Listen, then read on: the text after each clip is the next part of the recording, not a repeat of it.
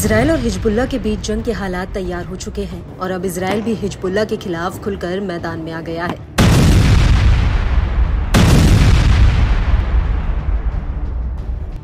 Israeli PM Benjamin Netanyahu ने pagers धमाकों को लेकर दो टूक कह दिया है कि हिजबुल्लाह को एक संदेश दिया गया है, अगर वो फिर भी नहीं समझा तो मैं वादा करता हूं कि हम हिजबुल्लाह को ये समझा देंगे।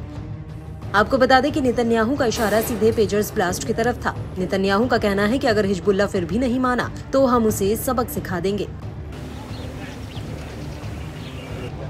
लेकिन अब इस जंग में इराकी प्रतिरोधी भी हिजबुल्लाह की मदद के लिए कूद पड़े हैं। दरअसल इराकी प्रतिरोधी समूह ने दावा किया है कि उसने 23 सितंबर 2024 को कब्जे वाले फिलिस्तीन में इजरायली सैन्य अड्डे पर एक मिसाइल हमला किया।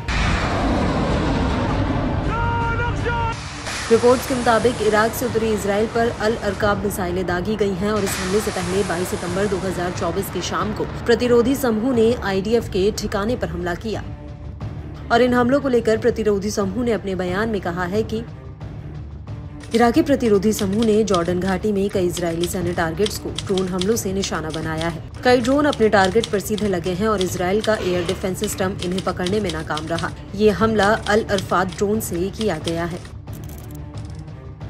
इसके अलावा 22 सितंबर 2024 को इराकी एंटी टेरर ग्रुप ने अलग से उत्तरी इजराइल पर कई ड्रोन और मिसाइलें फायर की।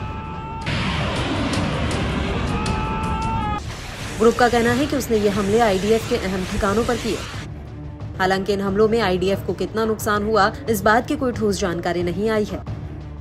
वहीं दूसरी तरफ इन हमलों को लेकर लेबनानी न्यूज एजेंसी अल मयादीन ने अपनी रिपोर्ट में कहा है कि इराकी प्रतिरोधियों ने ड्रोन हमले में आईडीएफ की गोलानी ब्रिगेड ऑब्जर्वेशन बेस को निशाना बनाया। वहीं प्रतिरोधी समूह का ये भी कहना है कि वो इजराइल के गढ़ में और ज्यादा भीषण हमले करेगा।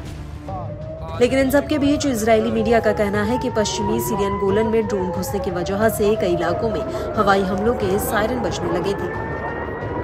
हालांकि इजरायली सेना ने कहा कि आईडीएफ के जेट्स ने ड्रोन को इंटरसेप्ट करके उसे हवा में ही मार गिराया। इस ड्रोन को इराक से सीरिया होते हुए फायर किया गया था। वहीं दूसरी तरफ इन हमलों को लेकर इजरायली मीडिया का दावा है कि 1991 के बाद से इराक से यह अभी तक का सबसे बड़ा हमला था, जिसमें प्रतिरोधी गुट ने 15 तरह के नए ड्रोन इजराइल पर फायर किए।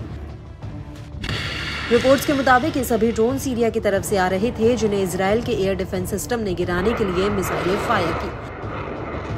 हालांकि ये साफ नहीं हुआ है कि इजरायली एयर डिफेंस इन्हें इंटरसेप्ट कर पाया या नहीं, ये अभी तक साफ नहीं हो पाया। आपको बता दें कि इस हमले का एक वीडियो भी सामने आया है, जिसमें आयरन डोम इन ड्रोन्स को इंटरसेप्ट करने की कोशिश कर रहा है। और जैसे ही ये ड्रोन इजराइल की तरफ बढ़े, वैसे ही दक्षिणी गोलन हाइट्स, बिसन और जॉर्डन वैली में हवाई हमलों के सायरन बजने लगे थे। हालांकि Israeli news agency times of Israel का कहना है कि इजरायली सेना ने बताया कि इराक की तरफ से 2 ड्रोन और 2 क्रूज मिसाइलें फायर की गई। इन दोनों में से कोई भी इजराइल की जमीन को छू नहीं पाया और न ही इन हमलों में कोई जान माल का नुकसान हुआ है। आईडीएफ के मुताबिक 23 सितंबर 2024 की मध्य सुबह एक ड्रोन पूर्वी दिशा से इजराइल के हवाई क्षेत्र में घुसा, जिसे दक्षिणी गोलन हाइट्स में गिराया गया। हालांकि ड्रोन के नुकीले पुर्जे गिरने के डर से कई कस्बों में सायरन जरूर बजने लगे थे।